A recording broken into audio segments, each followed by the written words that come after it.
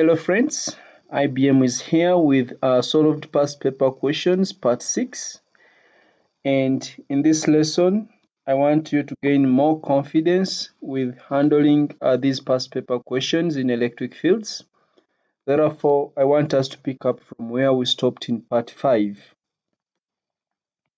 So in part 5 I think we stopped on page 124, and I want us to start from there. Two small solid metal spheres A and B have equal radii and are in a vacuum. Their centers are 15 centimeters apart.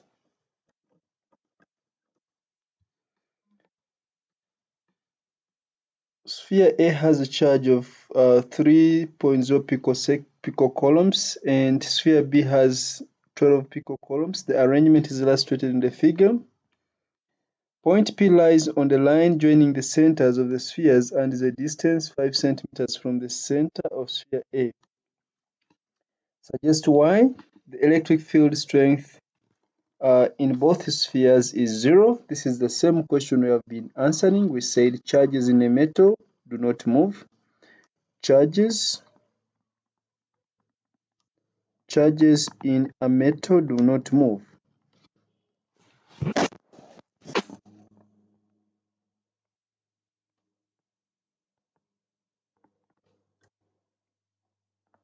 If they don't move, it's because there is no resultant force.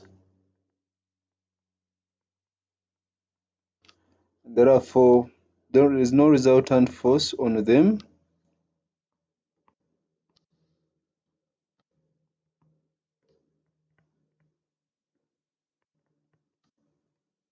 And therefore, no electric field.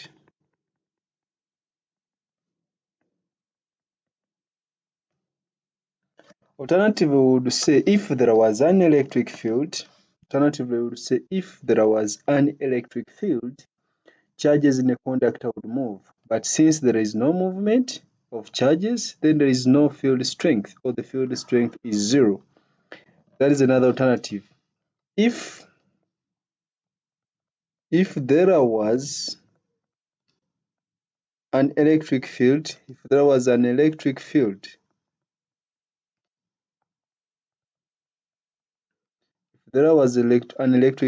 charges would move. Charges in a conductor would move.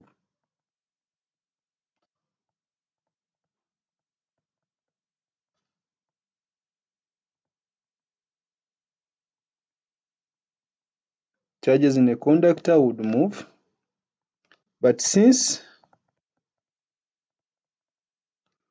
there is no movement,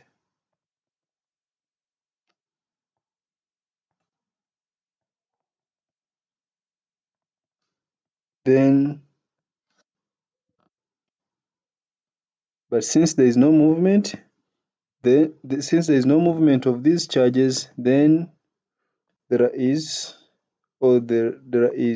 no field strength.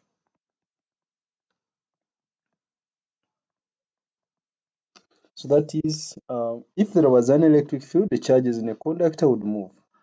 But since there is no movement, then we can agree that there is no electric field, or we can agree that the field strength inside the conductor is 0. Show that the electric field strength is 0 at point P. Explain your working. We want to show that the electric field strength here is P.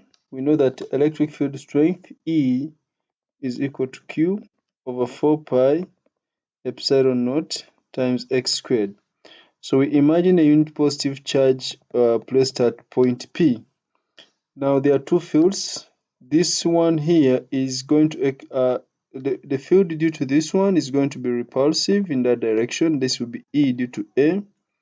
The field due to this one will be repulsive in that direction. This will be due to E due to B. So the fields are in opposite directions.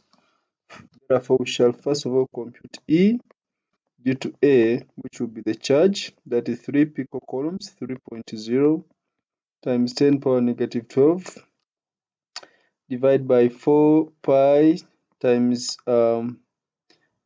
8.85 times 10 power negative 12, then times the separation, the distance, which is 5 centimeters, so that is 5, times 10 power negative 2, and this is squared.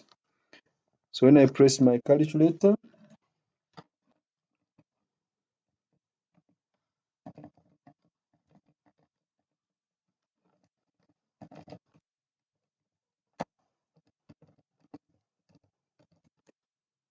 so from my calculator to two significant figures, I have 10.79 newtons per coulomb. I can also find E due to B. Note that this is repulsive to the right. E due to B will also be 12 because the charge is 12 picocoulombs. 12 times 10 power negative 12 divided by 4 pi times 8.85 times 10 power negative 12 times the distance is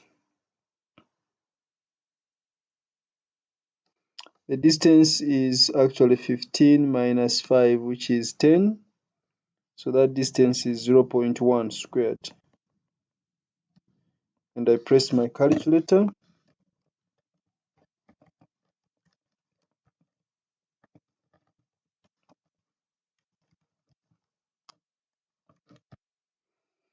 So I am also getting 10.79 newtons per coulomb to four significant figures, and this is actually to the left. So they said explain your working. So we are going to say that the fields due to A and B are equal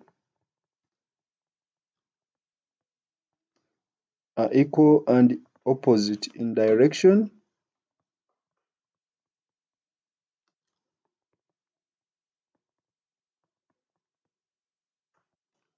So the resultant is 0.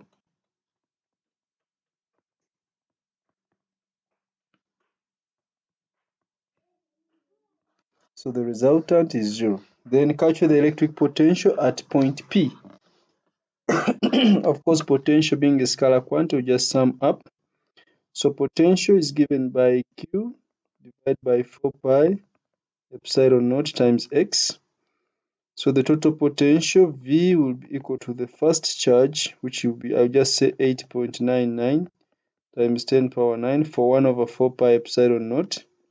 Then times 3 times 10 power negative 12 for that charge, divided by the distance potential at point P due to the charge of 3 picocoulombs, that is 5 times 10 power negative 2 squared.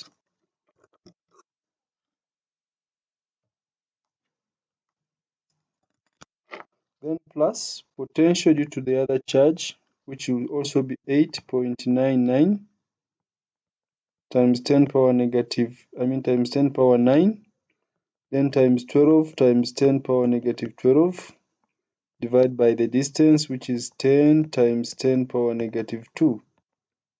No, this is not squared because this is potential. So I just sum up this with the calculator. I'm simply summing up.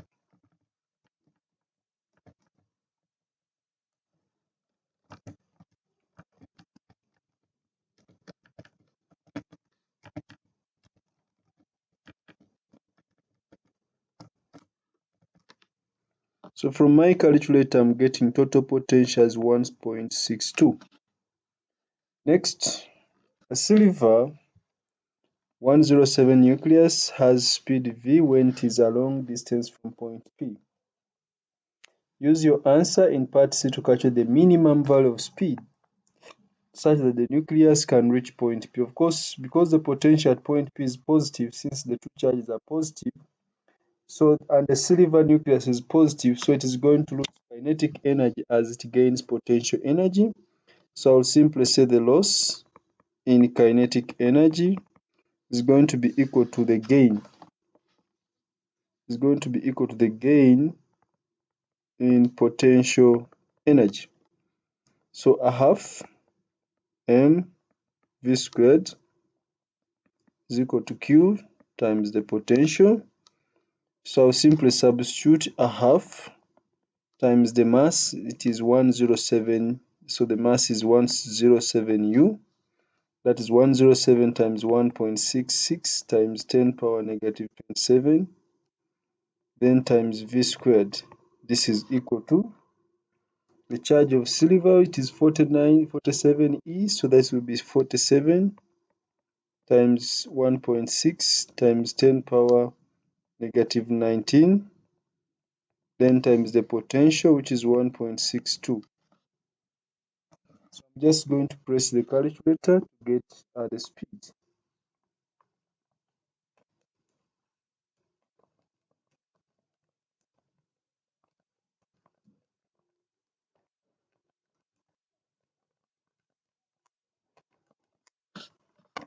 So my calculator gives me 1.2 times 10 power 4 meters per second. Next, a charged particle may experience a force in an electric field and in a magnetic field. State two differences between the forces experienced in the two types of fields. So we are going to see how after electric fields we shall be exploring magnetic fields. But this time the lessons will just be past papers for now, because I follow the calendar of my students, and since my students have already finished magnetic fields, or they are finishing magnetic fields, so we shall be going to past paper questions. Therefore, I will first record the past paper questions, solve the past paper questions, and then the lessons will come later on.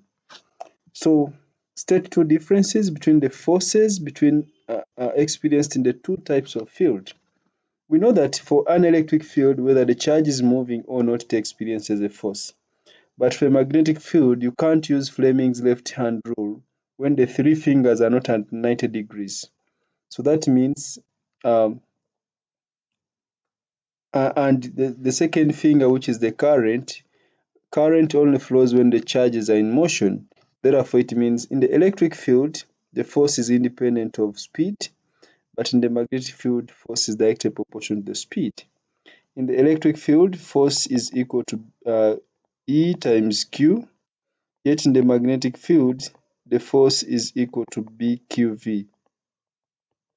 So we shall simply say, in the E field, that is the electric field, the force is independent. Force is independent of the speed. Then in the B field, the magnetic field, when I write B field, that is the magnetic field, the force is proportional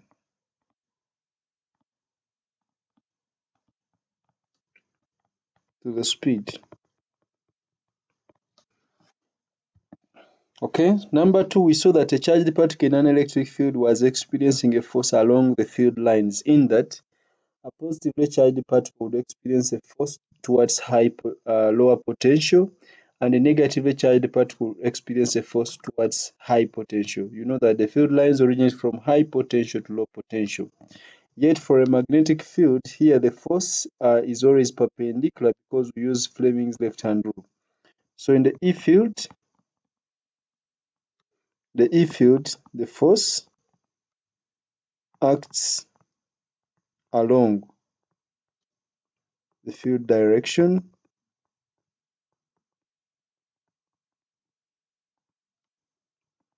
yet in the B field, that is in the magnetic field, the force is normal or perpendicular to the field direction.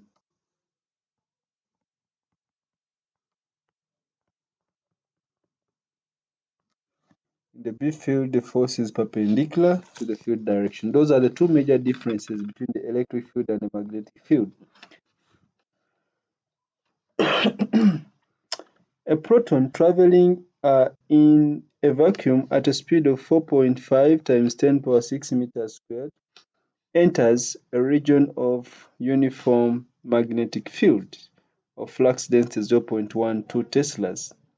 The path of the proton in the field is a circular arc as illustrated here. State the direction of the magnetic field. Of course, here we use Fleming's left-hand rule. Hold your 3 fingers at 90 degrees, with the first finger pointing in the direction of the field. The second finger points in the direction of the current or motion for a positively charged particle. If the particle is negatively charged, of course, we reverse the second finger. But since this particle is a proton, so the second finger points in the same direction as its motion. So put the second finger in that direction. Of course, the path is downwards, meaning that the thumb is actually pointing downwards. And if you make the second finger to point in that direction, the direction of in this direction here, and you make the thumb to point downwards because this is going to be the direction of the force, you notice that the first finger is going to be pointing out of the page because you will hold your hand just above the page. I'm holding my hand just above my computer with the second finger pointing in the direction of motion. This is speed, not V. This is direction of motion, which is V. With the second finger pointing the direction of motion and making the thumb to point downwards because the path is downwards, you notice that the first finger points out of the page. If your paper is on the table, the hand is just resting, the elbow is just resting on the table, with the second finger pointing in the direction of V, and the thumb is pointing towards you because that will be downwards. The first finger is pointing upwards if you keep them at 90 degrees. So it means the field is out of the plane of the page. So this is out of the plane of the page or of the paper. It is out of the plane of the paper. It is not actually upwards. It is not upwards. It is not upwards. It is out of the paper. If you keep your paper on the table, rest the elbow on the table, then make your fingers to be at 90 degrees with the second finger pointing in that direction. The thumb is pointing towards you. The first finger is pointing to the roof. It is pointing upwards. That is out of the page or out of the plane of the paper. Okay, calculate the radius of the path of the proton in the magnetic field. You notice that here the magnetic force is making the particle to move in an arc. So in other words, the magnetic force is providing the centripetal force.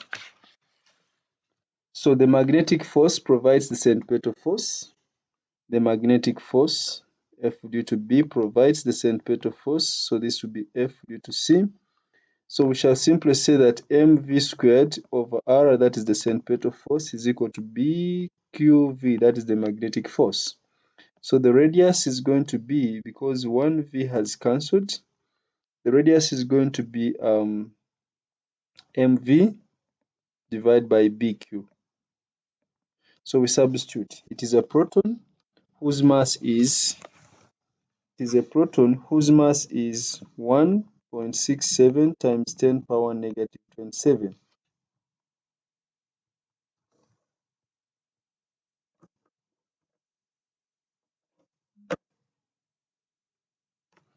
Then the speed has been given up there. The speed is 4.5 times 10 power 6. So we multiply this by 4.5 times 10 power 6. The magnetic flux density B is given as 0.12 teslas. So this is 0.12 teslas. Then the charge of a proton is 1.6 times 10 power negative 19. So we press our calculator.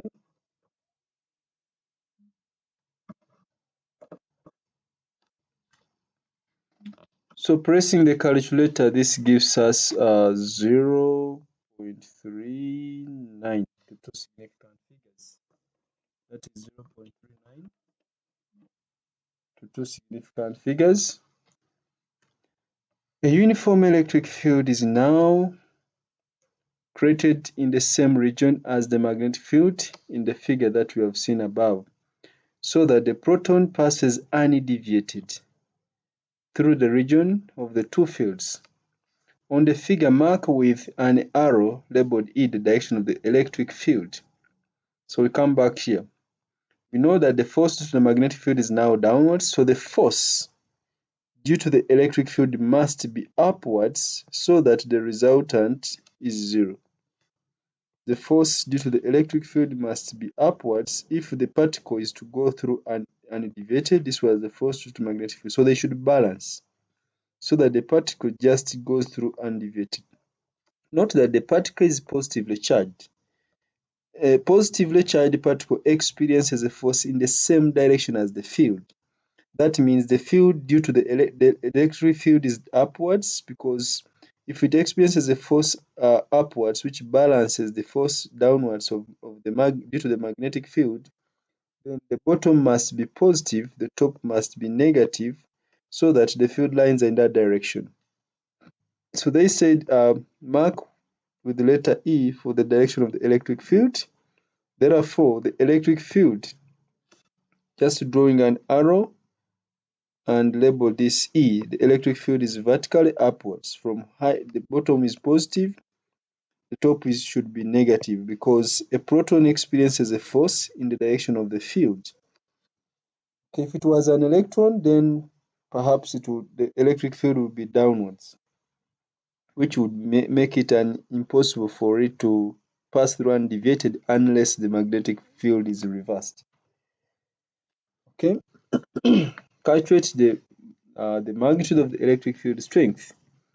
So when the particle passes through undeviated, the force due to the magnetic field is balancing with the force due to the electric field. That means Q BQV is the same as Q times E. So E has cancelled. Therefore, E is going to be equal to B, which is 0.12, and V, which was 4.5, times 10 power negative, times 10 power 6, times 10 power 6. And when we press our calculator, this is simply, this is 5.4 times 10 power 5. So E is going to be 5.4 times 10 power 5 volts per meter. Suggest why gravitational forces on the proton have not been considered in the calculations. Of course, here, because of the mass of the particle being too small, the gravitational force is most likely going to be much smaller than the electric force. So we are saying the gravitational force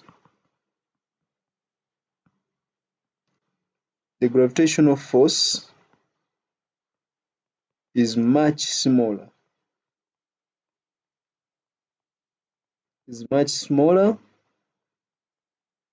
than the magnetic force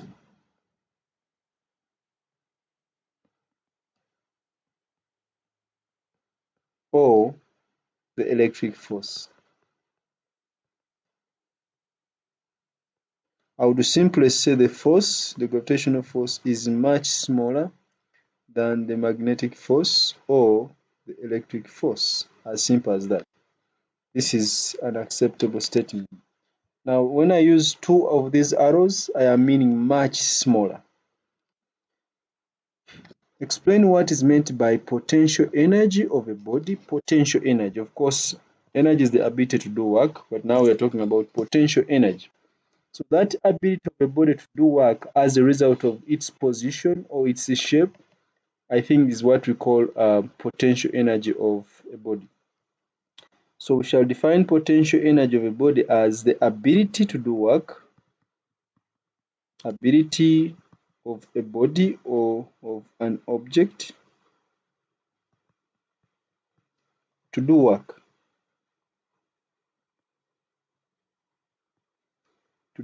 as a result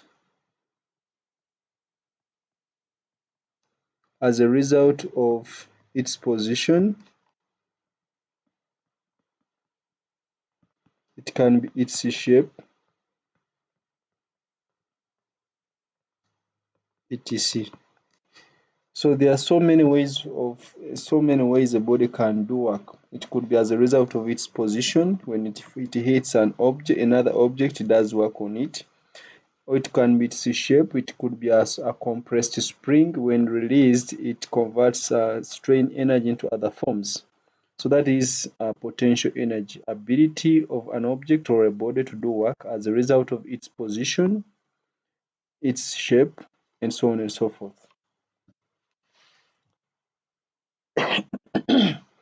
Two deuterium nuclei, each of kinetic energy Ek, and are initially separated by a large distance.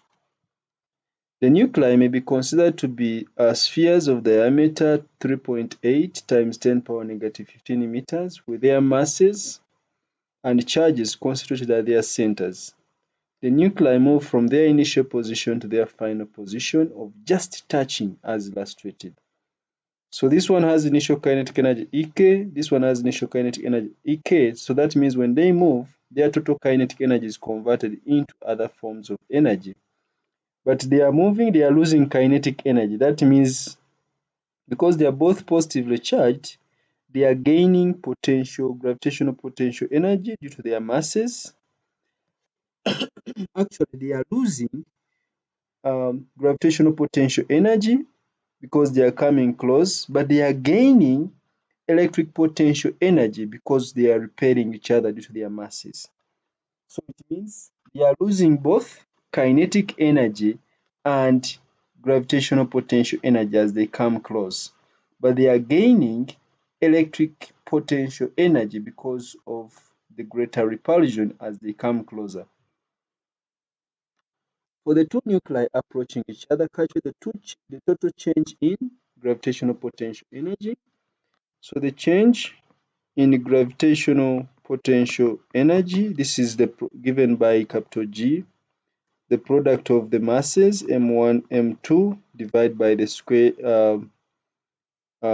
divide by R. I think that is potential energy.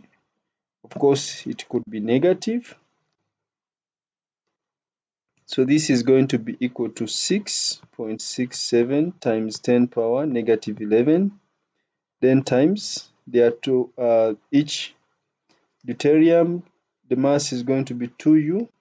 So this will be 2 times 1.66 times 10 power negative 27, but there are 2, so this is squared, m1 times m2, divided by the separation, which is 3.8 times 10 power negative 15. So that is the change in gravitational potential energy. I'll press my calculator.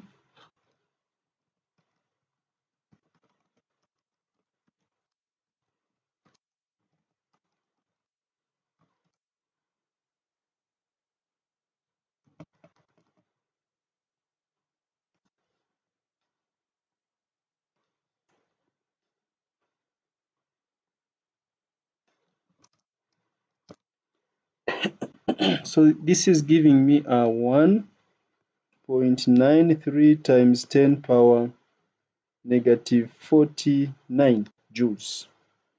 It's quite small. Then 2, the change in electric potential energy. So I'll call this one change in electric potential energy. Of course, this is going to be the small charge times the potential, which is Q over 4 pi epsilon naught times x. But note that they have the same magnitude of charge. So this will be 1.6 times 10 power negative 19, which is squared, divided by 4 pi times epsilon naught, which is 8.85 times 10 power negative 12, then times the separation, which is 3.8 times 10 power negative 15. Again, press my calculator.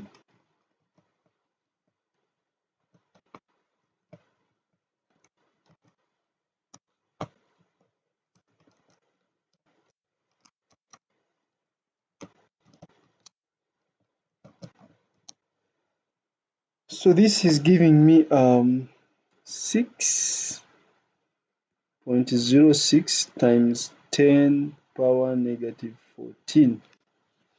to 3 significant figures. Use your answers in Roman 1 to show that the initial kinetic energy EK of each nucleus is 0.19 mega electron volts.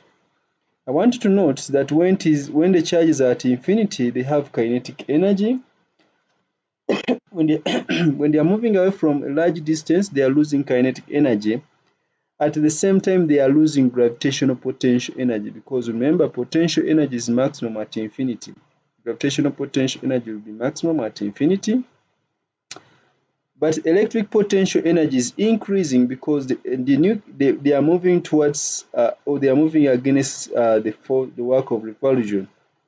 So the loss in kinetic energy plus the loss in potential energy must be equal to the gain in electrical potential energy.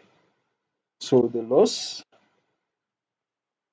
in kinetic energy plus the loss in gravitational potential energy should be equal to the gain in electrical potential energy. The total kinetic energy is twice 2 Ek, because each has kinetic energy Ek, plus the change in gravitational potential energy should be equal to the change in electrical potential energy. And that means Ek is going to be, now I'm just going to substitute, electrical potential energy is 6.06 times 10 power negative 14 minus gravitational potential energy, I'm taking this one this side, is 1.93 times 10 power negative 49. Then I'm going to divide this by 2, because this is twice Ek. I took this one across, that's why I have a negative, twice 2K, but they want the answer in mega electron volts. To bring a prefix, we divide by its value, so we shall say times mega electron volts. 1 mega electron volt is the same as 1.6 times 10 power negative 13, because electron volts alone is power negative 19, then mega, that is times 10 power 6. So I will say times 1.6 times 10 power negative 13. Then I press my calculator.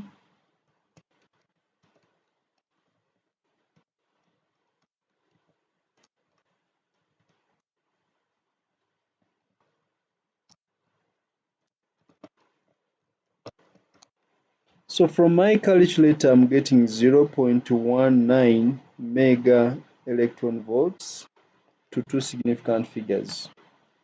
The 2 nuclei may rebound from each other. Suggest one other effect that could happen to the 2 nuclei if the initial kinetic energy of each nucleus is greater than that calculated in part 2. So if the initial kinetic energy was greater than this, which has been calculated in part 2, of course, it means they may fuse into one another. So we can say fusion may occur, or we can say the nuclei may break into subatomic or subnuclear particles. They may break into subnuclear particles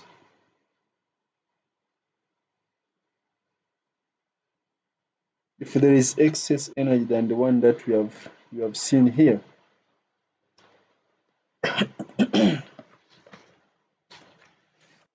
Two-point charges A and B each have a charge of positive 6.4 times 10 power negative 19 coulombs. They are separated in a vacuum by a distance 12.0 micrometers, as shown here. Points P and Q are situated on the line AB. Point P is 3 micrometers from charge A and point Q is 3 micrometers from charge B. Calculate the force of repulsion between the charges. Of course, the force is given by Coulomb's law. Force is the product of the charges divided by 4 pi epsilon naught times x squared. If the charges are in a vacuum, I'll just use 1 over 4 pi epsilon naught as 8.99. So this will be 8.99 times 10 power 9. Product of the charges, I'll just say 6.4 times 10 power negative 19, and this is squared. Divide by the square of the separation, which is the separation is 12 times 10 power negative 6, and this should be squared. I'm pressing my calculator to find the force.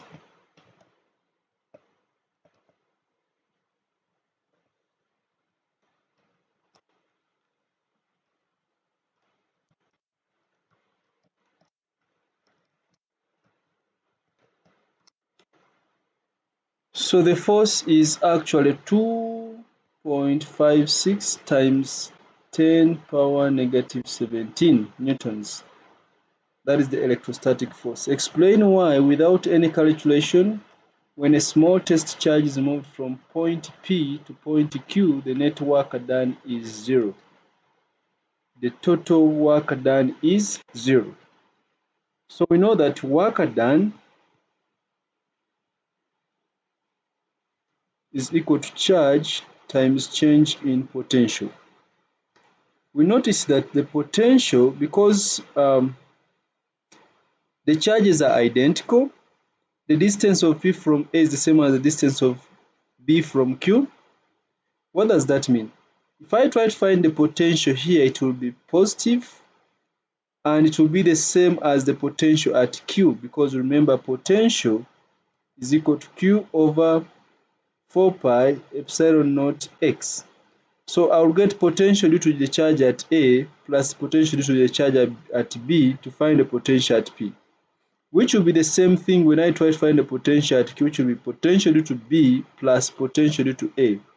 So the potentials are the same, and the change in potential between P and Q is going to be 0. So we are saying potential at P is the same as potential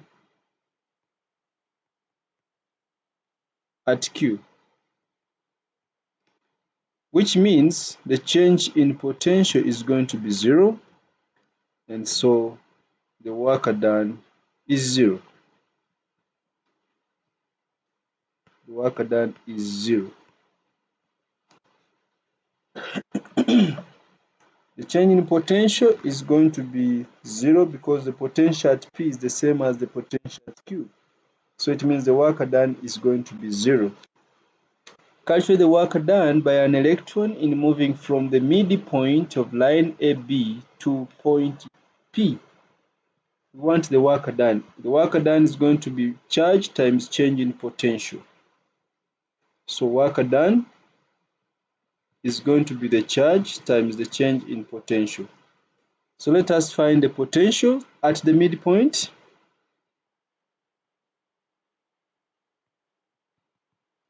At the midpoint, remember potential is Q divided by 4 pi epsilon naught times x.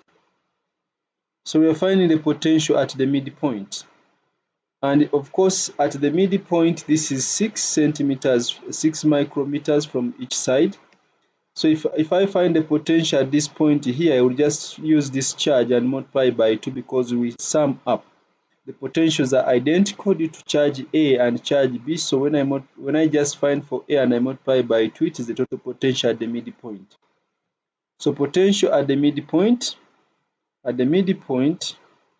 potential is equal to 2 times the charge, which is 6.4 times 10 power negative 19, times 1 over 4 pi epsilon naught, which is 8.99 times 10 power 9, divided by the separation x, which is I think it is 6 times 10 power negative 6. 6 times 10 power negative 6. That is the potential at the midpoint. Then potential at P, at point P. Point P is a distance 3 micrometers from S. We shall get potential due to that distance, and we shall get potential due to the distance from B, which is actually 12 minus 3, that is 9. That is the potential due to this charge. So we sum up, we shall combine that. So potential at the midpoint, potential is going to be equal to, for the first charge, 6.4 times 10 power negative 19 times 1 over 4 pi epsilon naught, which is 8.99 times 10 power 9, divided by the distance, which is 3 times 10 power negative 6, plus potential due to the charge at B, which is 6.4 times 10 power negative 19 times 1 over 4 pi epsilon naught, which is 8.99 times 10 power 9, divided by the separation, which is 9 times 10 power negative 6, the distance from P to point B. Of course, you will realize that this one cancels this, makes this one to be 3. So the upper part is perfectly identical to this one. So the change in potential will simply be equal to this quantity here. When I subtract, because change in potential I have to subtract. You notice that this, when I cancel this by this becomes 3 times 10 power negative 6, which is perfectly identical to this one. But note that the change in potential is going to be the difference, this minus that. So when I subtract, I only remain with 6.4 times 10 power negative 19 times 8.99 times 10 power 9 divided by 9 times 10 power negative 6. Alternatively, you can press the calculator at those points. So we are now finding the work done. So the work done is going to be equal to the charge times change in potential. The charge is 1.6 times 10 power negative 19 times the change in potential. I will just put this change in potential in my calculator and I multiply by 1.6.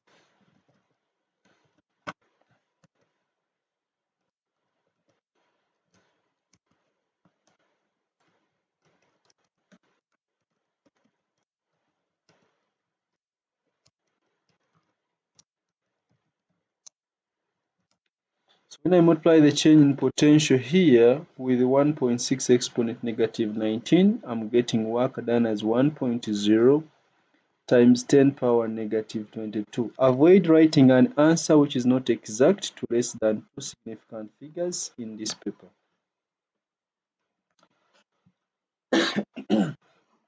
A solid metal sphere of radius r is isolated in space. The sphere is positively charged so that the electric potential at its surface is Vs. So at the surface, electric potential is Vs. The electric field strength at the surface is Es. On the figure, show the variation of the electric potential with distance x from the center of the sphere for values of x equals to 0 to x equals 3. Okay, so we start with the electric potential. We know that potential is equal to a constant Q over X. It is potential inside the conductor is the same as that on the surface and is constant. So if the radius is r, we draw a horizontal line along this part because potential is constant inside the conductor and is the same as that on the surface. Use a ruler and draw a very neat horizontal line. Maybe I can use a ruler because I don't want students to do something which is not nice. I will increase the thickness.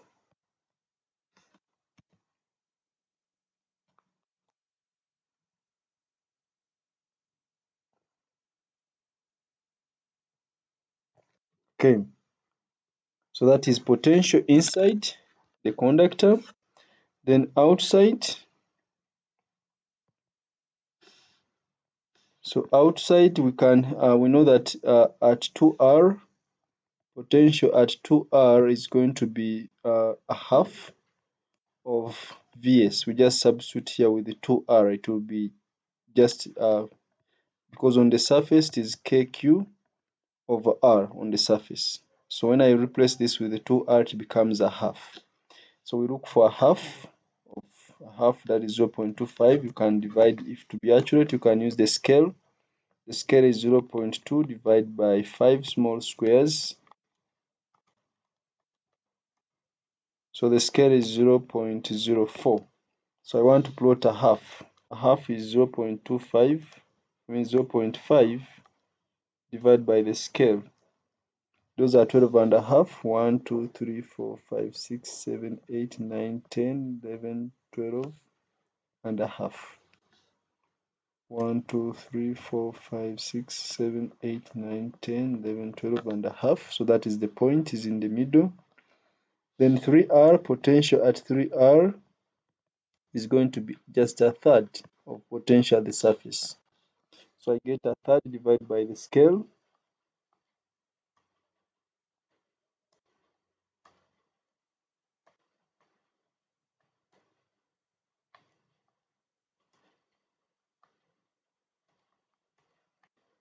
Those are 8 small square, about 8 small squares. 1, 2, 3, 4, 5, 6, 7, 8.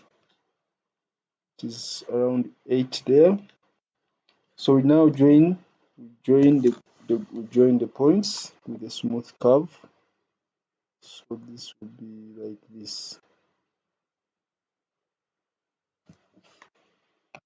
So that is the graph of potential against the distance.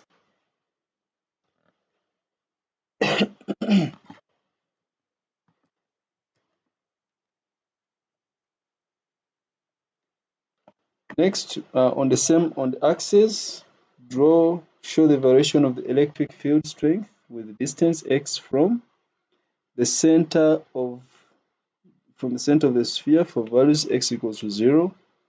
So on the surface, it is that we know that inside the conductor, electric field strength is 0. So I'll draw a horizontal line, let me increase the thickness a little. So inside the conductor, it is 0. So I'll draw a horizontal line along the x-axis. Then on the surface, it is ES. So I'll draw a vertical line here for reference.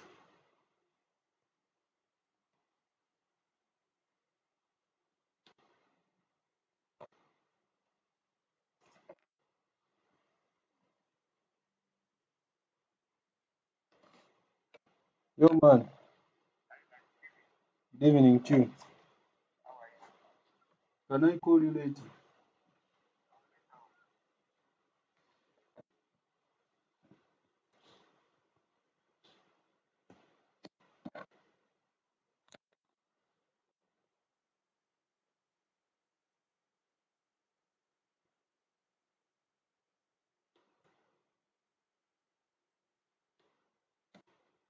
Okay, so I'm drawing a vertical line here. It's not something very easy, but I'm fine.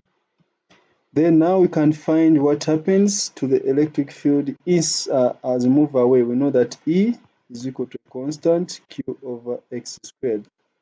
So on the surface, it is just ES. E at R is KQ over R squared, which is simply ES. Then at 2R, E at 2R is going to be KQ over 2R squared, which becomes a quarter of ES. At 3R, E at 3R is going to be equal to KQ over 3R squared, which becomes 1 over 9 of E at the surface. So the scale is still 0.04. So we just now plot. At 2R, we shall plot a quarter. So a quarter is 0.24 divided by 0.04. Those are 6.5 and 2, 6.25 small squares. 1, 2, 3, 4, 5, 6. So it is approximately there. Then 1 over 9 divided by 1 over 9 divided by the scale 0.04. Those are 2.78. Approximately 3 small squares. 1, 2, 3. It is approximately there. So we now draw a curve, a smooth curve through these points right from the surface. So I think now I have to rectify this one.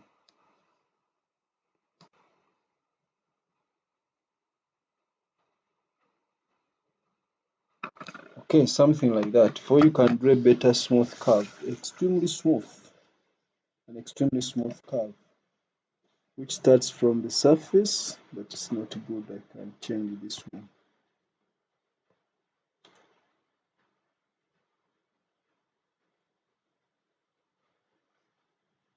Okay, so that is a graph. By reference to electric field lines, explain why, for points outside an isolated spherical conductor, the charge on the sphere may be considered to act as a point charge. We know that the field lines are radial.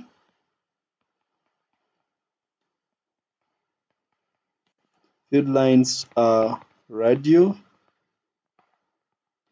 and they appear to originate from the center.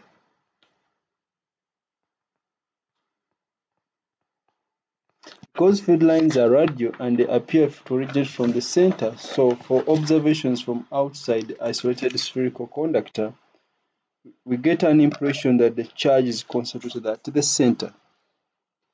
Two isolated protons are separated in a vacuum by a distance x. Calculate the ratio, electric force between the two protons over gravitational force between the two protons.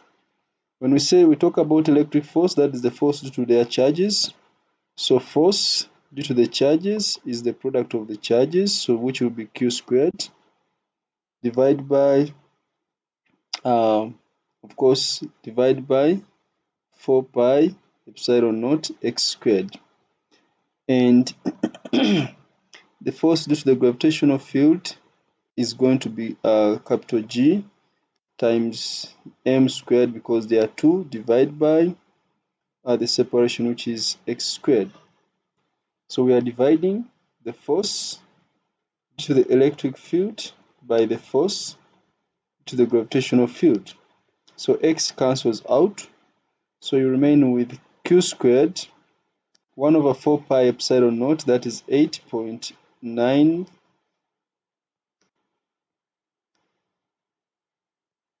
8.99 times 10 power 9 times q squared, which is a proton, which is 1.6 times 10 power negative 19, and this is squared, divided by gm. G is 6.67 times 10 power negative 11, then times the mass of the protons, 1.67 times 10 power negative 27, and this is also going to be squared because there are two.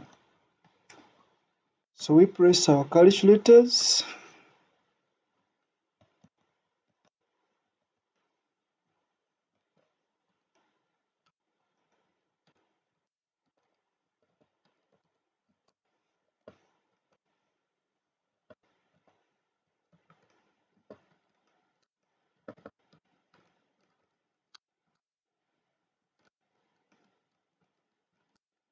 So from my calculator, I'm getting the ratio as 1.24 times 10 power 36.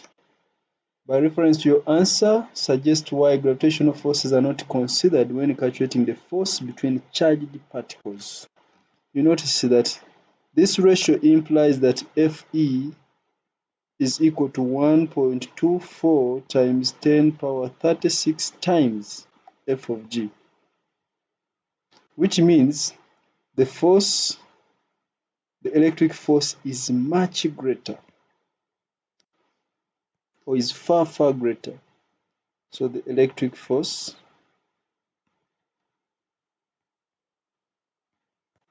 is much greater.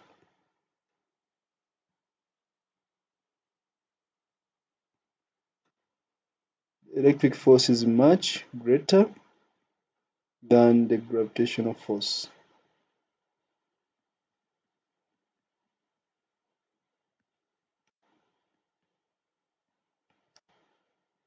or simply you could say Fe is much greater than Fg. Two small charged metal spheres A and B are situated in a vacuum. The distance between the centers of the spheres is given as that. The charge on each sphere may be assumed to be a point charge at the center of the sphere. Point P is a movable point that lies on the line joining the centers of the spheres and is distance x from the center of sphere A. The variation with distance x of the electric field strength E at point P is shown here. So here we have a variation of E, a variation of E with the distance. Okay, we see that these are actually like charges because there is a point between them. I think it's at around, there's a point between them where E becomes 0. I think it's at around 7 point something, where it becomes, or it is around 8. State the evidence provided by the figure for the statements that the spheres are conductors. That is very easy. The spheres are conductors because we see inside a conductor E is 0. So the spheres are conductors. Inside, there's a 0 field strength inside.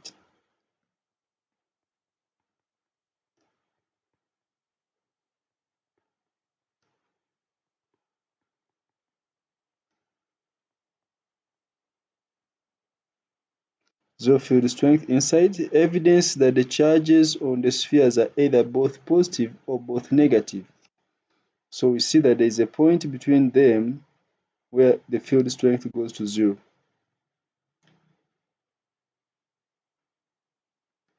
So there is a point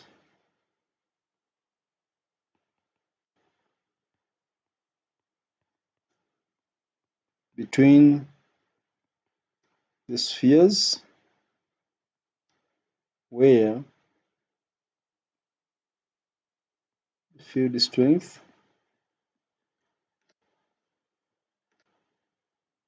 the field strength is 0.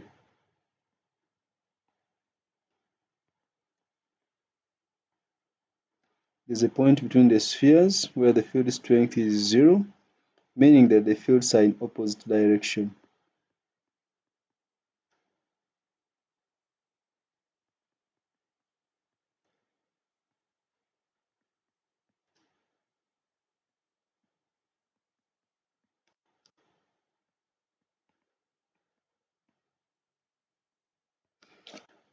Okay, so that is the question.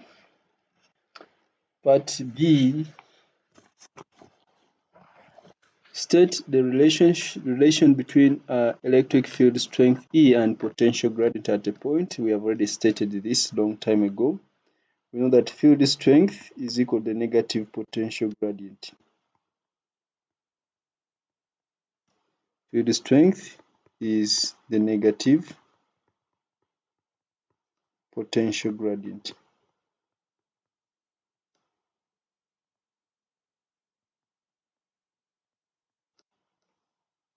Use the figure 4.2 to state and explain the distance x at which the rate of change of potential with distance is maximum.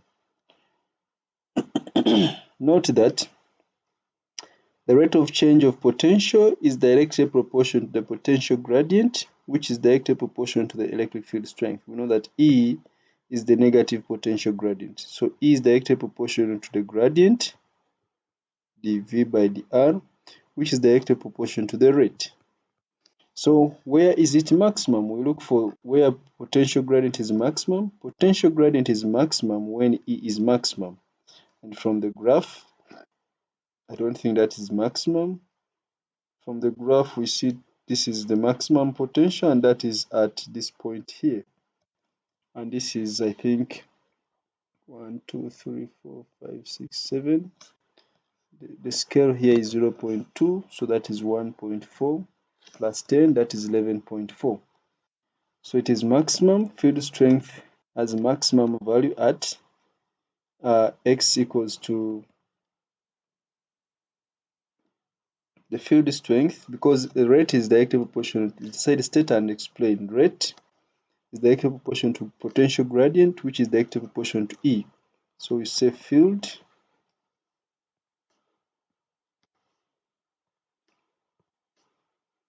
strength has maximum value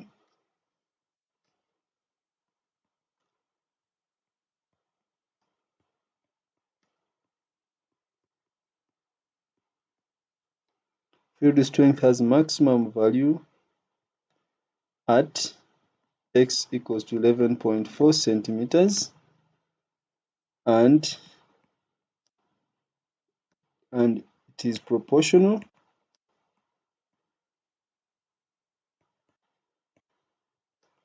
to the rate of change of potential. Then minimum, there are so many points where the field strength is minimum, where the rate of change of potential is minimum. It can be considered to be minimum here where field strength is 0. It can be considered to be minimum here where E is also 0. So we can mention any point. You can say inside. I can choose values inside. You can say maybe 1. I can say 8. I can say 12. I can say a value is close to 12. So minimum, I can say 1, x equals to 1.0 centimeters or 7.8 centimeters or 12 centimeters, etc. Reason, at those points, field strength is 0.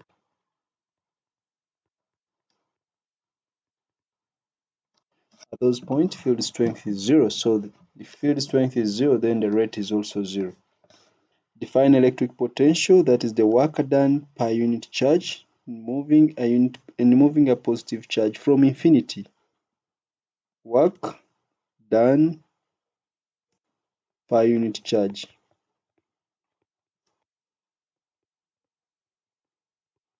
Work done per unit charge in bringing or in moving a positive charge. In bringing a positive charge from infinity. From infinity to that point or to the point. So that's what we mean by electric potential. Two small spherical charged particles, P and Q, may be assumed to be point charges located at their centers. The particles are in a vacuum. Particle P is fixed in position. Particle Q is moved along the line joining the two charges as illustrated here. The variation with separation x of the electric potential energy of particle Q is shown here. So this is electric potential energy. So this is the variation of electric potential energy with the distance. State how the magnitude of electric field strength is related to potential gradient. Of course, we know that field strength is the negative potential gradient. Field strength is the negative potential gradient.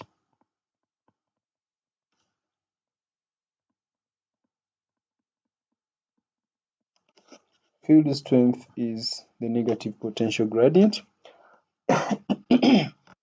Use your answer in Roman 1 to show that the force on particle Q is proportional to the gradient of the curve of the figure. First of all, maybe we can have this in simple terms.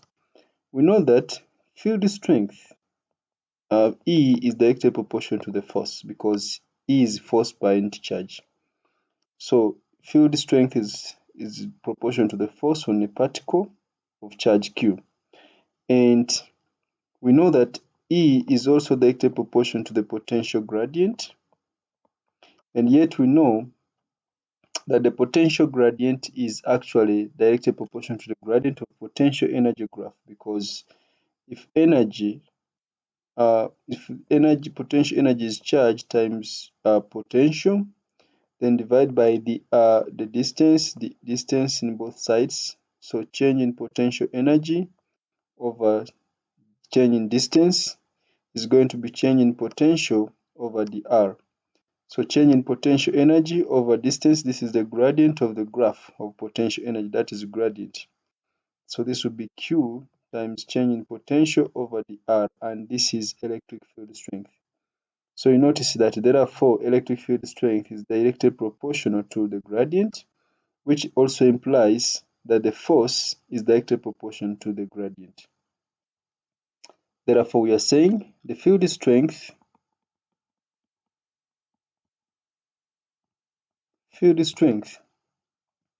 is proportional to the force on the particle Q.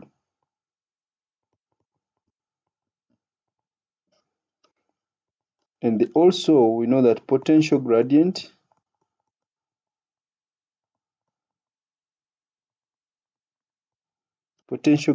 is proportional. We have seen potential gradient is proportional to the gradient of the graph. Is proportional to the gradient of potential energy graph.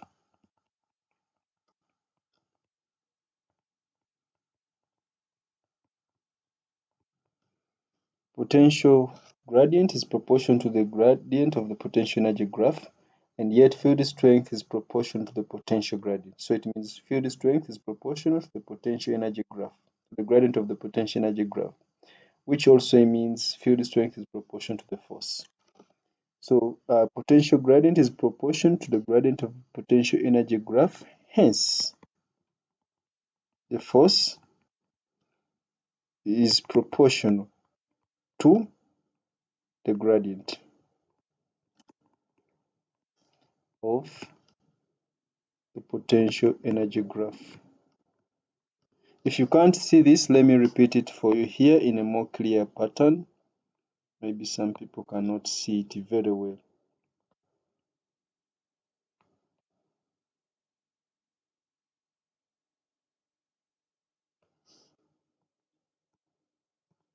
So let's begin with electric potential energy, EP. This is equal to charge times potential. So it means the change in electric potential energy is going to be the charge times change in electric potential. When I divide by distance,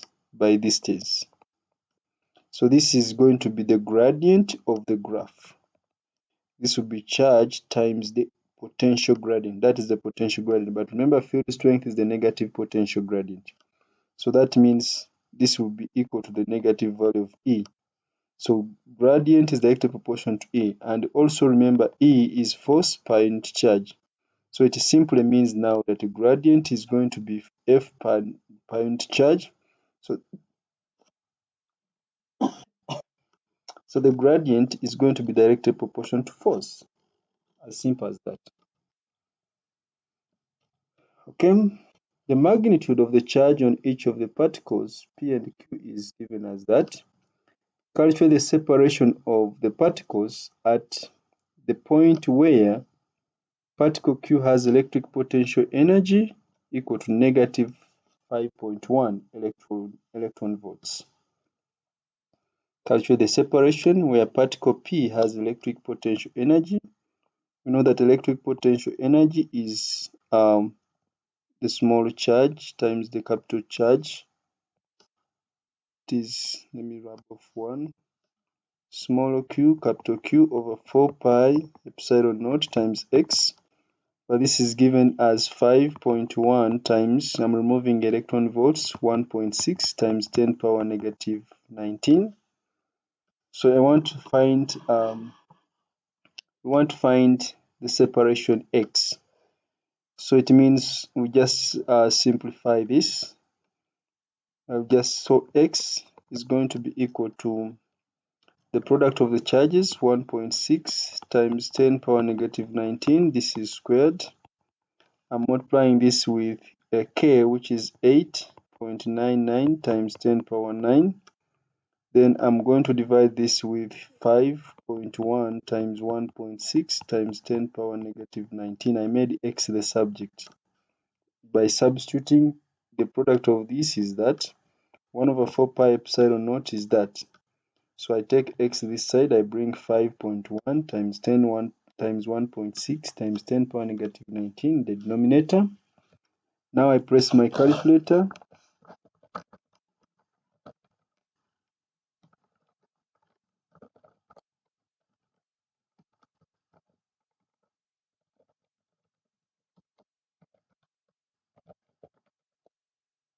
So the separation I'm arriving at is 2.8 times 10 power negative 10 meters.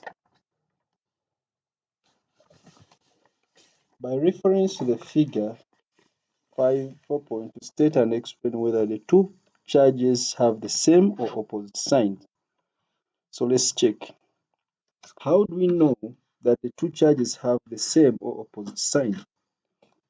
When you move close to the charges, when the distance between the charges reduces, you notice that the potential energy becomes more negative. It means it reduces. What does that mean? It means, and remember, think of a situation where you are moving a mass from a high level to the Earth's surface. We normally say gravitational potential energy reduces. Reason, we are moving a mass in the direction of the field. Every time a particle moves in the direction of the field, then it means the energy reduces. So, in an electric field, when a particle moves in the same direction as the force it experiences, its energy reduces. So it means if we have two charges that have the same sign, bringing them together means increasing repulsion, energy would increase.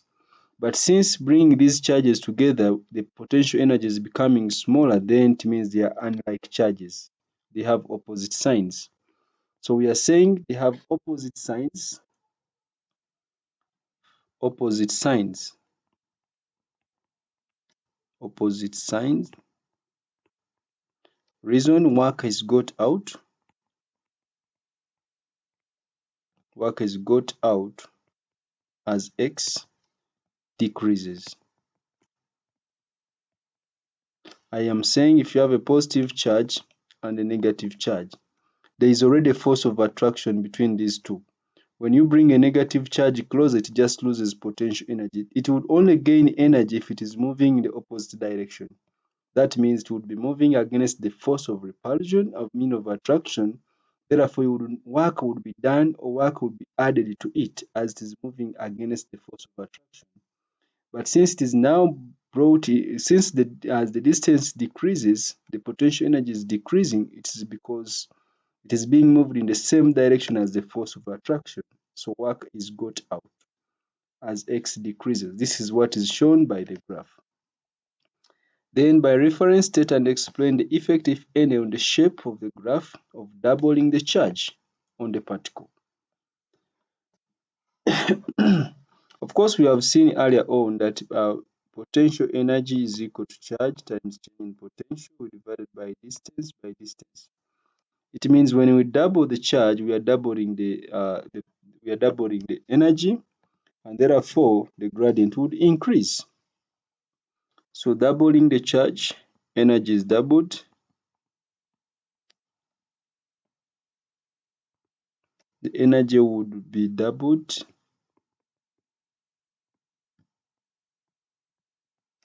and therefore the gradient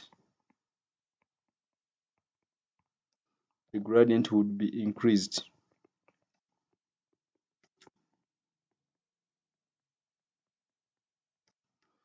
Okay, next state what is meant by line of force in a gravitational field. Of course, the line of force is just simply the line which gives the direction of the force. If it is in a gravitational field, that is for a test mass. If it is in an electric field, that is for a positive charge. If it is in a magnetic field, that is for a north pole. So this is the line, a line which gives the direction of force. on a small test mass. That is a line of force in a gravitational field. In an electric field is a line which gives the direction of force on a small test positive charge.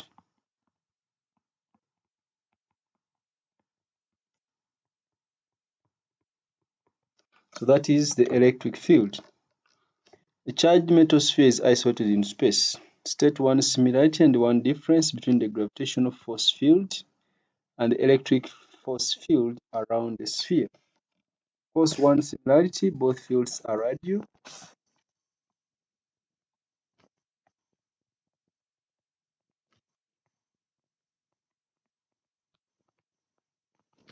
Both fields are radial. In other words, there is a greater separation between the lines with increased distance from the sphere. Or you would talk about the field strength being inversely proportional to the square of the distance, the center of the sphere. All that is implying to the fields being radial. You would say field strength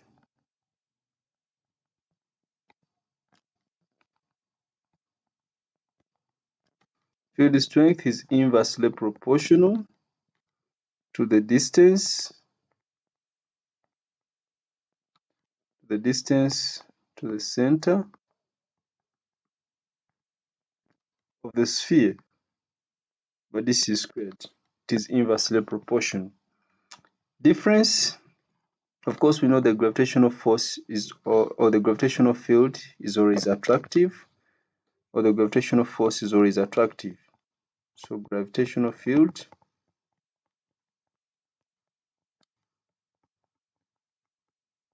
or force is always attractive.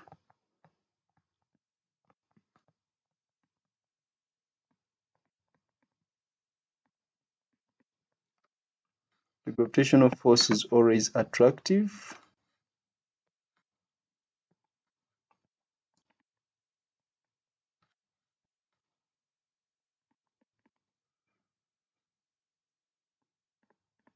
And the electric field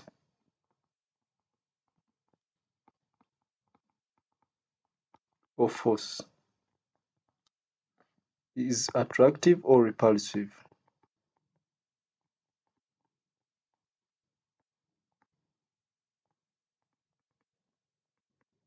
The electric field or force is attractive or repulsive. The gravitational force is always towards the sphere, of course, that is attractive. The electric force can be towards or away from the sphere depending on the sign of the charge.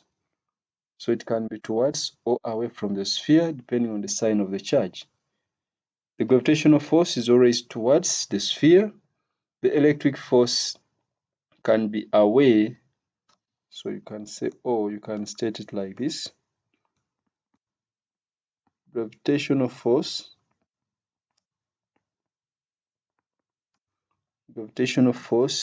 is always towards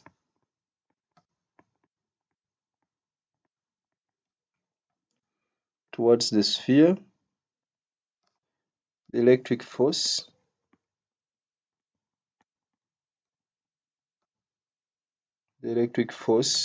direction depends on the charge.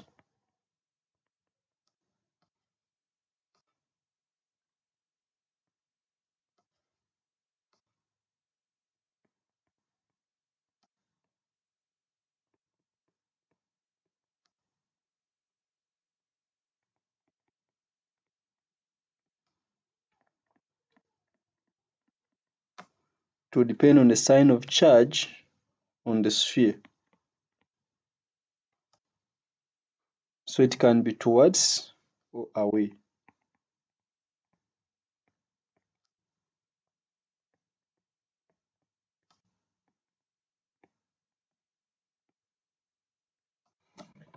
Okay.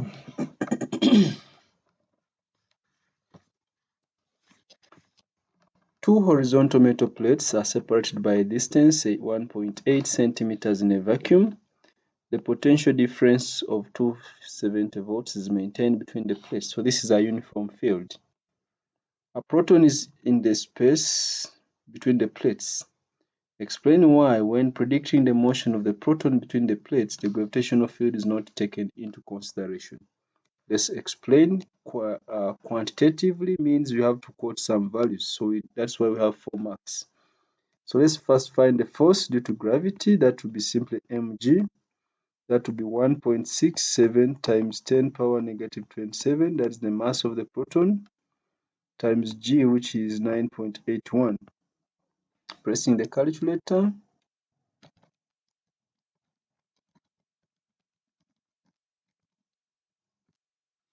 So the force due to gravity is 1.6 times 10 power negative 26 newtons. That is the force due to gravity. Let's check the force due to electric field, which is given by Q times E in a uniform field, or QV over D, where V is the potential. So this will be 1.6 times 10 power negative 19, that is the charge, times 270, that is the potential, divided by the separation of the plates, which is 1.8 times 10 power negative 2. I press the calculator again.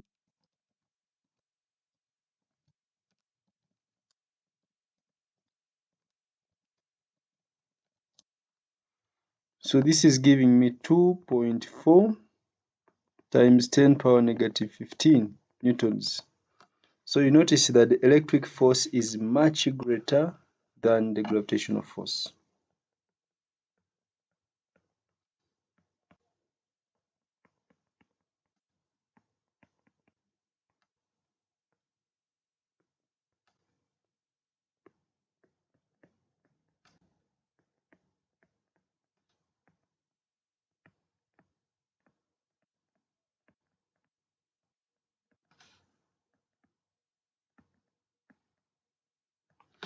The electric force is very much greater than the gravitational force. So that makes sense as to why gravitational field is not normally taken into consideration. Define electric field strength. This is the force per unit charge acting on a positive charge. The force per unit positive charge.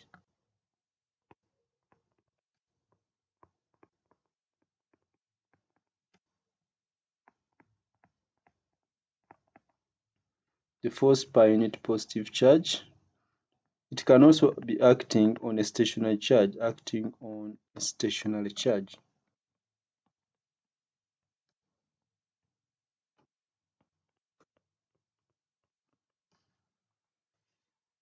But even if it is moving in an electric field, it still experiences a force. That's why it moves on along a parabola.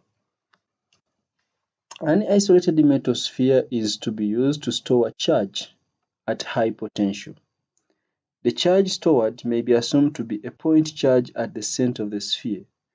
The sphere has a radius of 25 centimeters. Electric breakdown, that is a spark, occurs in the air surrounding the sphere when the electric field strength at the surface exceeds this value, 1.8 times 10 power negative power 4 volts per coulomb. Show that the maximum charge that can be stored on the sphere is 12.5 microcoulombs. So we know that electric field strength is charge divided by 4 pi epsilon naught times x squared. So I'm making Q the subject. So Q is going to be equal to E is 1.8 times 10 power 4, it should not exceed that, then times 4 pi times epsilon, which is 8.85 times 10 power negative 12, then times the radius, which is 25 times 10 power negative 2, and this is squared. I press my calculator.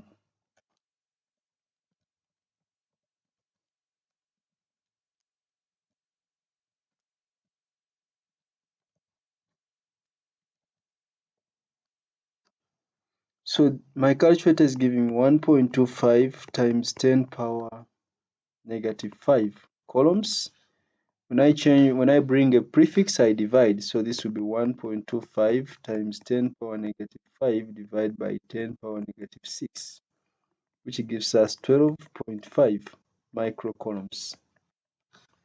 Calculate the potential of the sphere for this maximum charge. So we know that potential is equal to charge divided by 4 pi epsilon naught x. We substitute for that maximum charge, that is 1.25 times 10 power negative 5 divided by 4 pi 4 pi times 8.85 times 10 power negative 12, that is for epsilon naught, then times the distance, which is the radius, 2.5 times 10 power negative 2. Pressing my calculator.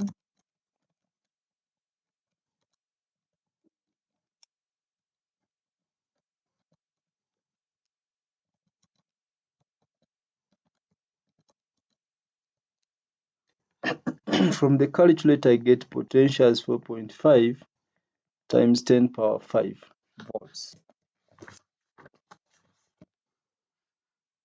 A charged point mass is situated in a vacuum. A proton travels directly towards the mass as illustrated here. Okay, so the proton, we know it is positively charged. It is moving towards the mass, so the distance r is reducing. When you look at the graph, this is a variation of potential energy with distance, and you see when the distance reduces, potential energy becomes smaller, which means the proton is moving in the direction of the attractive force. That means this should be a negatively charged point mass.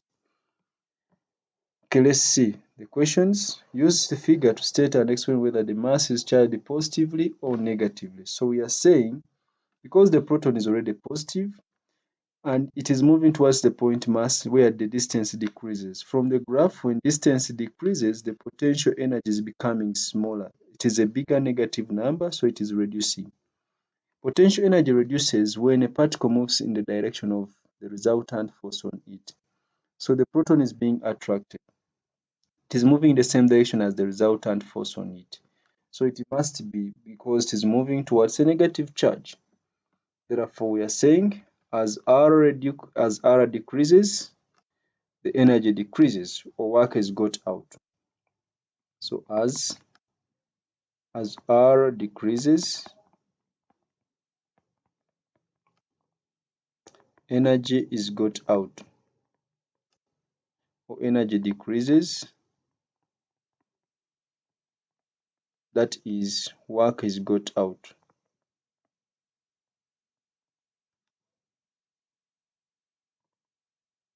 due to attraction. Work is got out due to attraction, so the point mass is negative.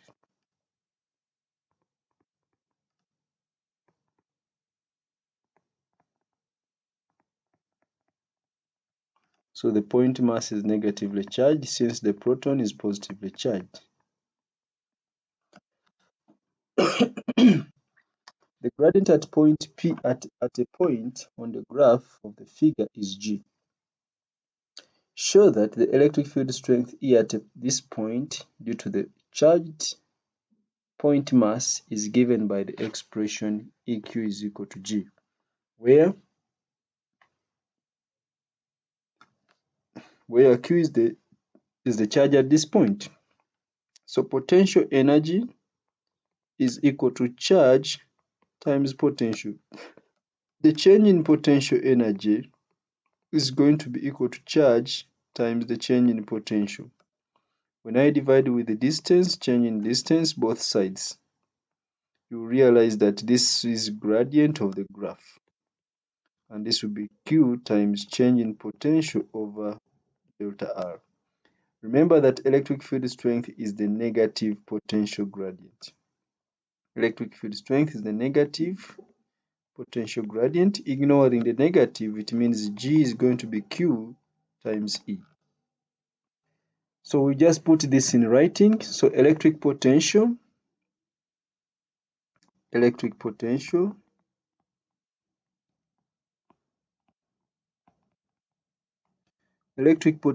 equal to charge times electric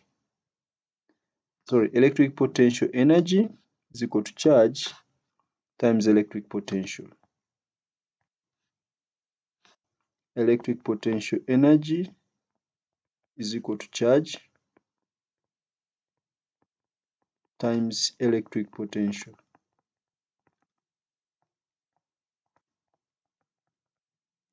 That is number one. We also know that the electric field strength is the potential gradient. And electric field strength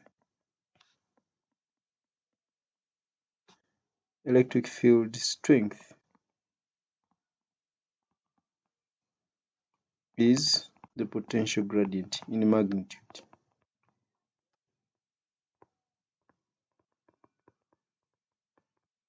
Electric field strength is the potential gradient in magnitude, yet we already know that the potential gradient is proportional to the gradient of the electric potential energy graph.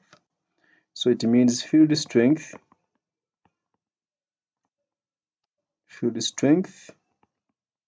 is going to be equal to the gradient of potential energy over charge. Alternatively, you can think about it in this mathematical relation. You can think about it in that mathematical relation, but field strength is the gradient of potential energy over the charge, because the gradient of potential energy is directly proportional to the potential gradient, to the gradient of electric potential energy is directly proportional to the potential gradient, and potential gradient is electric field strength. Yet electric potential energy is charge times electric potential. Hence, field strength is the gradient of potential energy divided by the charge. Use the expression in A, Roman 2, and the figure 4.2 to determine the electric field strength at a distance of 4 centimeters. At 4 centimeters from the charged point mass. So of course, because the expression requires us to find a gradient, we know that Q times E is going to be equal to the gradient. We want to find E. So we need the gradient. So I will go back here and draw a tangent. We have to draw a tangent at this point and find its gradient. You can also draw a tangent. Draw a neat tangent at 4 centimeters. So let's look for 4 centimeters. 4 centimeters is around here. The tangent should be well balanced to give you a more accurate value.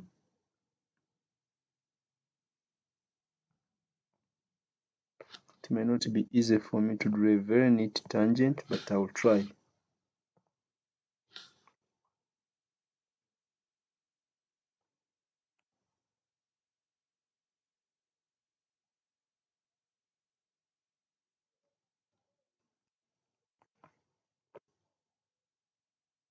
I think it is still far from the line.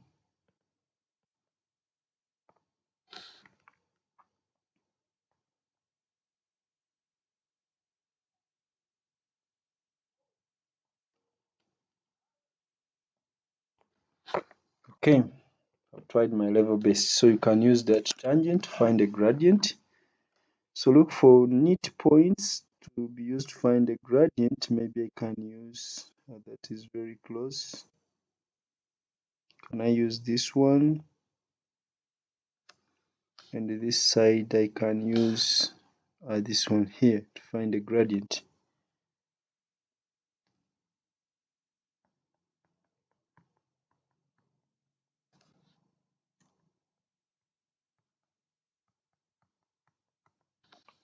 So I'm finding the gradient. Here I'll read the value here. Also read the value here. So this is 10, 1, 2, 3, 4, 5. So this is -5. This must be 21 in the vertical. Then in the x, This is 2, the scale here is 0.2, so that is 2.2. And here it is 1, 2, 3, that is 2.6. I mean 6.6. So we have -5 minus -21 times 10 power -26 divided by, that is 6.6 minus 2.2. This is times 10 power -2. To change it to meters. So for you can find a better gradient, me I'm just you can draw a better line, so that is 21 minus 5 divided by 6.6 minus 2.2. So I'm finding the gradient as 3.6 times 10 power. When this one goes up, that's power -24. So my gradient is 3.6 times 10 power -24. So I'm going to use the gradient here.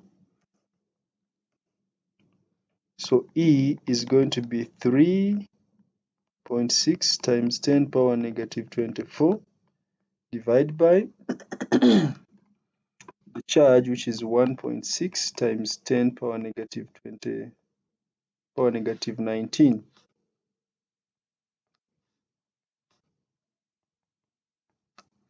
And when I press my calculator, just divide.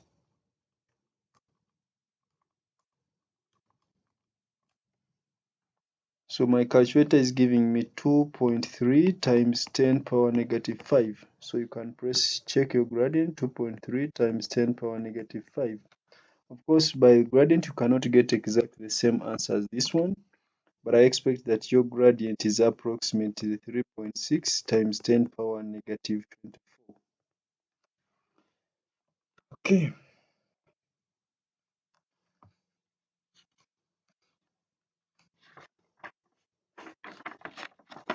An alpha particle and a proton are at rest, a distance 20 micrometers apart in a vacuum as illustrated here. Alpha, that is a helium nucleus, state Coulomb's law. State Coulomb's law. The force between 2-point charges. Force between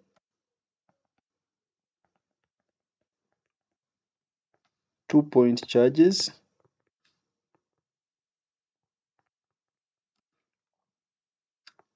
is directly proportional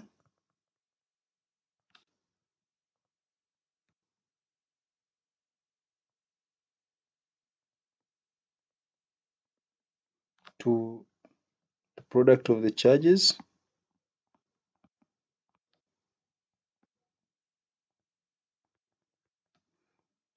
and inversely proportional and inversely proportional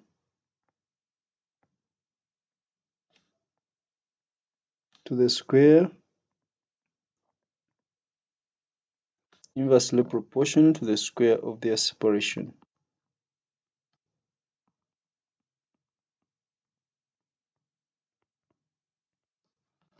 That is Coulomb's law. The alpha particle and the proton may be considered to be point charges. Calculate the electric force between the alpha and the proton. So force is the product of the charges over 4 pi epsilon naught times x squared. So I'm substituting for the alpha particle, it is 2e. So that would be 2 times 1.6 times 10 power -19. For the proton, it is e, so times 1.6 times 10 power -19 divided by 4 pi times 8.85 times 10 power -12 times the separation. They said they are 20 micrometers apart, so this would be 20 times 10 power -6. So we press our calculator here.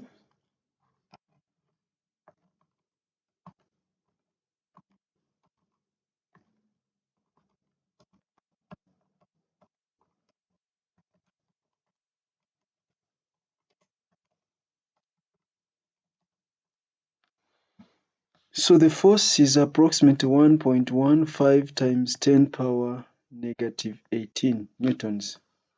Define electric field strength. This is simply the force per unit positive charge.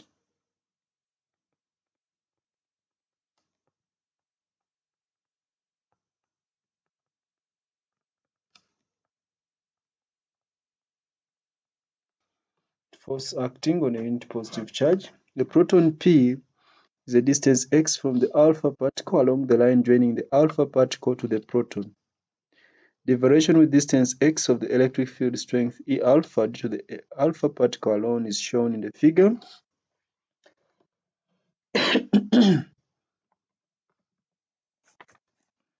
So explain why the two separate electric fields have opposite signs. Of course, we know that electric field strength is a vector quantity. So electric field is a vector quantity. And electric fields are the opposite signs mean that electric fields are in opposite directions, so the charges repel. So electric field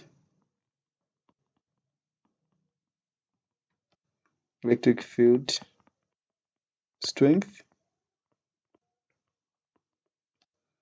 is a vector quantity.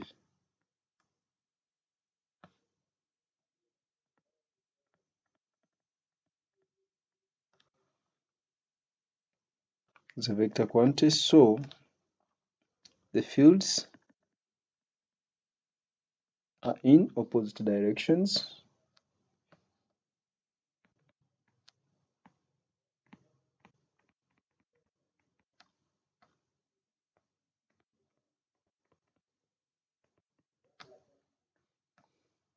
Indicating that charges repel.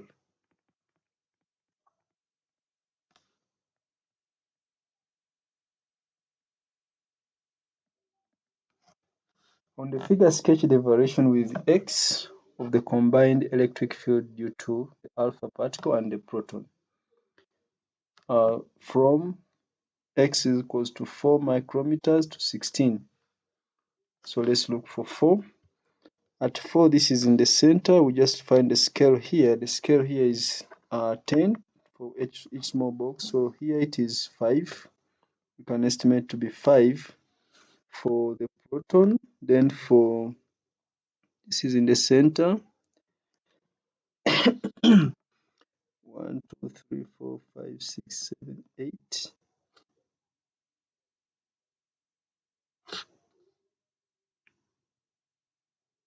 This is 7.5. 7.5 times 10, that is 75. So that is 175 minus 5. 175 minus 5, that is 170. So I'll look for 170. So 100, 10, 20, 30, 40, 50, 60, 70. So it starts from here. Then for 6, here it is slightly above 5. It is around, we can say around negative 8. Then for this one, it is around along that line, which is 80. So that is approximately 80 minus 8, which is 72. So at 6, we plot 72. This is 10, 20, 30, 40, 50, 60, 70. 72 is around there. At 8, this is 10. The other one is almost in the center. 1, 2, 3, 4. 45 minus 10, that is 35. 1, 2, 3, so it is around there, 35. Then at 10, this is slightly beyond 10, it's around 15. This one is 1, 2, 3, that is 30, minus 15, that is 15. So it is in the middle here. At 12, this is almost 20. and this is almost slightly above 20. So the resultant here is almost 0. So this is close to 0. So the graph must be crossing the x-axis around this area here. Let me just move to 14. This is 10, 20, negative 30. This is 10. This is less than 20. So 30, negative 30 plus around 19. That is around 10 or 11. So this is going to be 10 around here. Then at 16, this is less than 5. It's almost 4. And this is 10, 20, 30, 40, 50, 60, 70, 80, 90. So 90, negative 90 plus 4, that is 90, 80, around 86. So this is around here. So we are going to just draw a smooth curve which goes through the plotted points. So we shall, it is very hard, but you can try better than me.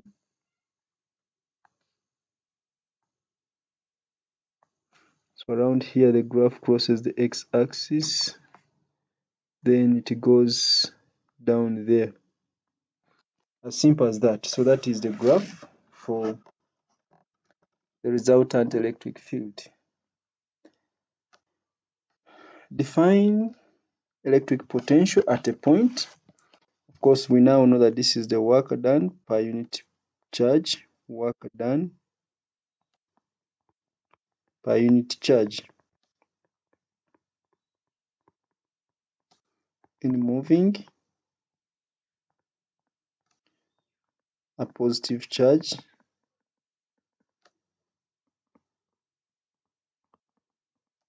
from infinity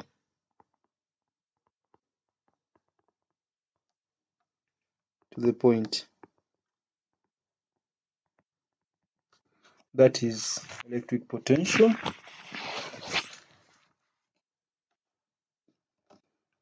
Two-point charges A and B are separated by a distance of 20 nanometers in a vacuum as shown here. A point P is a distance x from A along the line AB. The variation with distance x of the electric potential VA due to a charge A alone is shown in the figure. The variation with distance x of the electric potential VB due to the charge B alone is also shown.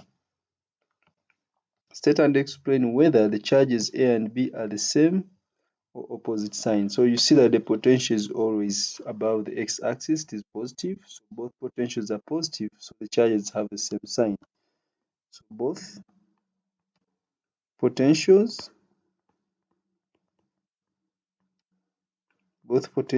are positive,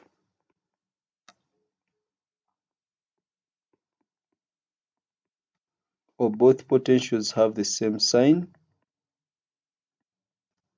So charges have the same sign.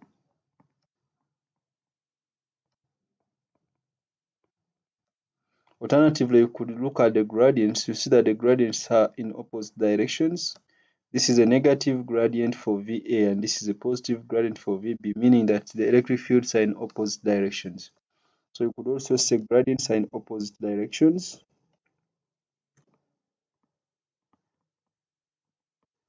Gradients are positive and negative.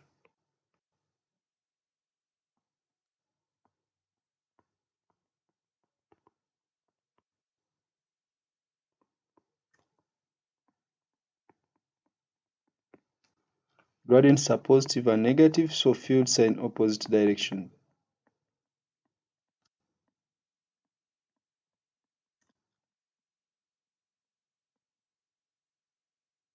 So fields are in opposite directions, which means same sign.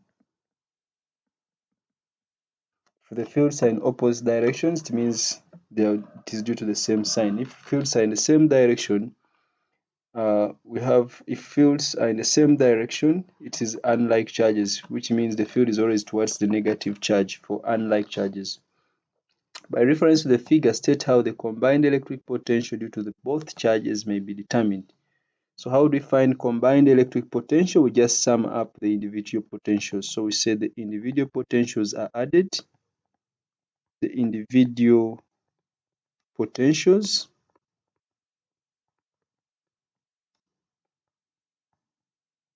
are summed up, or they are simply added. Without any calculation, use the figure to estimate the distance x at which the combined electric potential of the two charges is a minimum. So potential is going to be minimum around this area here, where when you combine, you get a value which is very small. And I think I'll just take values between 10 nanometers to around 13 nanometers. You can check 10 nanometers, 13, but most likely it is 13. So we shall say, I'll just now not give a specific value. You can check, go on adding the potentials. So I'll take a value between 10 nanometers to 13 nanometers. I'll take one value, say 13 nanometers.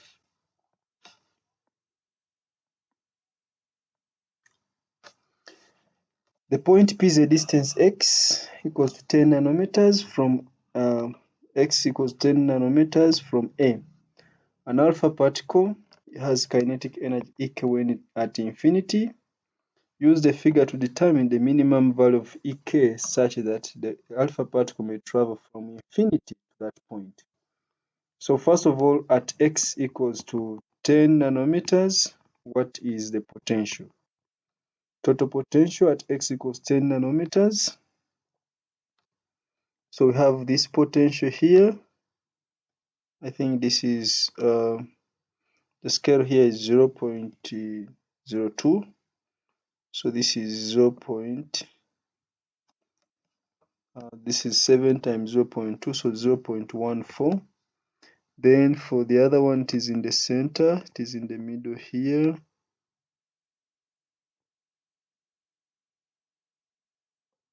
One, two, three, four, 4.5,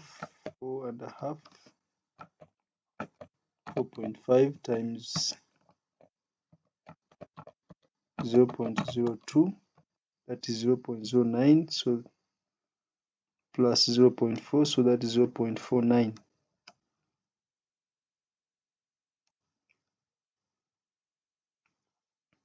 It is 0.4939.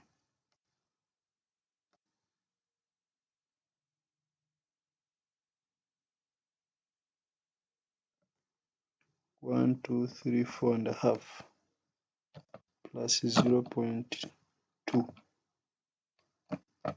so that is 0.29. Then when you subtract, minus 0.14, I mean when you add, so we are adding total potential is the sum of this plus this because the individual potentials are added. So total potential is 0.29 plus 0.14, which is 0.43 volts at that point. So the energy is going to be the charge times potential, which is going to be charge. It is an alpha particle, which is 2e, so that is 2 times 1.6 times 10 power negative 19 times the potential 0.43. And this gives us,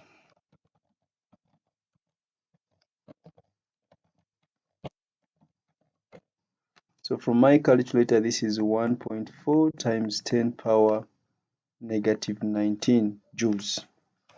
Lastly, define electric potential, that is the work done. Work done per unit charge. Work done per unit charge in moving a positive charge.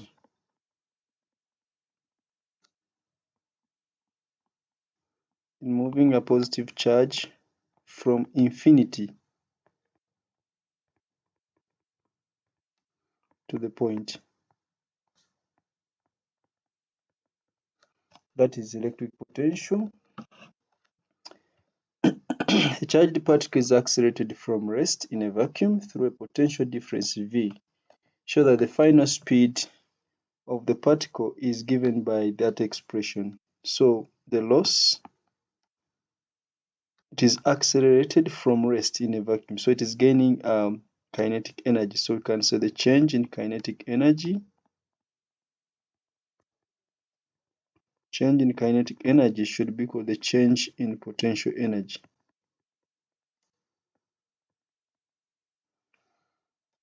Okay, so the change in kinetic energy, that is a half mv squared, should be equal to q times v, which when we make v the subject, v is going to be the square root of 2 times q times potential divided by m.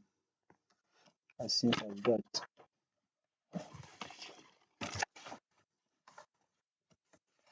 Part C and the last one. A particle with a specific charge that is moving in a vacuum towards a metal surface as illustrated here. So they have given us the speed, the specific charge, and they have given us the potential of the metal sphere. The initial speed of the particle is given. The sphere is positively charged and has that potential. Use the expression in B to determine whether the particle will reach the surface of the sphere. So in B we got that V of V squared is equal to twice Q times the potential divided by the mass. So we can find the speed. So V is going to be the square root of 2 times the potential, which is 470. We know that Q over M is specific charge, which has been given as 9.58 times 10 power 7. We find our answer here.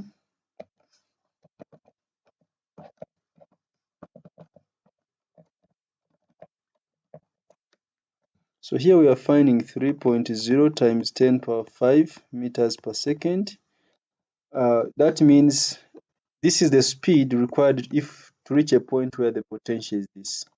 But the speed given is less, so it means it will not reach.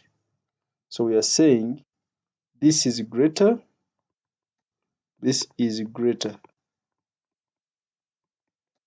than 2.5 times 10 power 5 meters per second, so it will not reach. So the answer there is no. Alternatively, you could try to find the potential for which this speed can go. If it is less than 470, then still it will not reach. In that case, I'm using the same expression, so it's a 2.5. This is another alternative, or 2.5 times 10 power and power 5 squared is going to be 2 times the potential times the specific charge, which is 9.58 times 10 power 7. I find this potential, capital V, potential.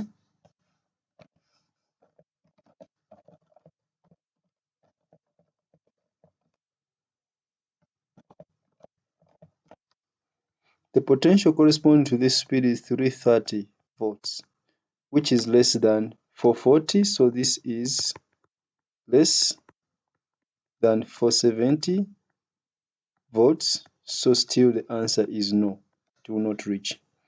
You could also try to find the specific charge corresponding to 470 volts. If it is less than this one here, then it still means it will not reach. Okay, so I hope we have had a good time trying to get practice these past paper questions, and I hope in the next part 7, I think may be the climax of electric fields.